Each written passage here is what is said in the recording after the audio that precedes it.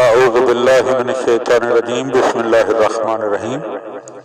سوال عوام کے جواب امام علیہ السلام کے۔ جناب زرارہ کہتے ہیں میرے ذہن میں رجعت سے متعلق ایک سوال تھا اور میں نہیں چاہتا تھا کہ وہ براہ راست امام محمد باقر علیہ السلام سے پوچھوں، لہذا میں نے ایک شائستہ سوال کیا تاکہ اس کے ضمن میں اپنا جواب پالوں۔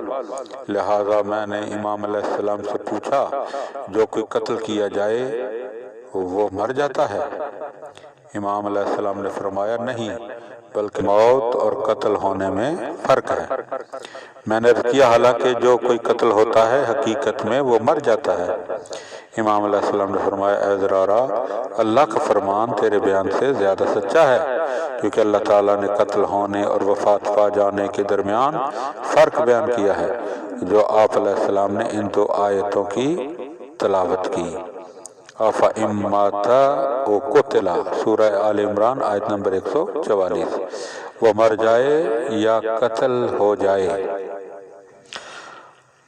وَلَئِن مُتُّمْ او قتلتم لا إِلَى اللَّهِ تُحْشَرُونَ، اگر تم مرو یا قتل کر دیے جاؤ تو بے شک اللہ تعالیٰ کی طرف معشور کیے جاؤ گے۔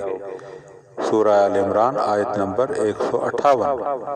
امام علیہ السلام نے فرمایا لہذا زرارہ جو تم نے کہا وہ درست نہیں ہے، بلکہ موت موت ہے اور قتل قتل ہے، جیسا کہ اللہ تعالیٰ کا ارشاد ہو رہا ہے ان اللہ اشتری من المؤمنین انفسهم واموالهم بان لهم الجنہ یقاتلون فی سبیل اللہ فیقتلون ویقتلون وعدا علیہ حقا۔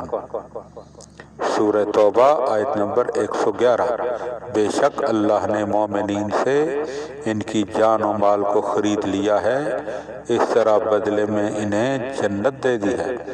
وہ خدا کی راہ میں لڑتے ہیں تو قتل کرتے ہیں تو کبھی خود قتل ہو جاتے ہیں، یہ اللہ کا سچا وعدہ ہے۔ زرارہ نے عرض کی کہ اللہ کا یہ ارشاد کل نفس ذائقۃ الموت، سورہ آل عمران آیت نمبر 185، ہر ایک نے موت کا ذائقہ چکھنا ہے، تو آپ کے خیال میں جو قتل ہو جائے وہ نہیں مرتا؟ امام علیہ السلام نے فرمایا جو کوئی اللہ کی راہ میں تلوار سے مارا جائے وہ اس شخص جیسا نہیں ہے جو اپنے بستر پر مر جائے، اور جو کوئی بھی قتل ہو جائے وہ ضرور دنیا میں واپس ہو جائے گا، وہ دوبارہ زندہ ہوگا پھر مرے گا تاکہ موت کا مزہ چکھے۔ اللہم صلی علی محمد و آل محمد۔